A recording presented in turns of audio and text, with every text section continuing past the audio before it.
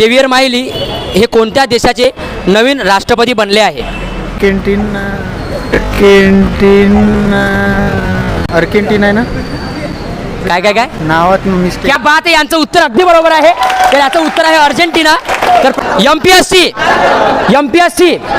तर आजचा आपला एमपीएससी चालता बोलता सीझन 4 मधील 10व्या एपिसोडमधला हा शेवटचा प्रश्न, चांदीच्या नाण्यासाठी शेवटचा आणि अंतिम प्रश्न. तर बघूया मुक्तीस आता चांदीचं नाणं पटकावतील का? पटकावणार? क्या बात आहे. करंट अफेअरचा प्रश्न आहे.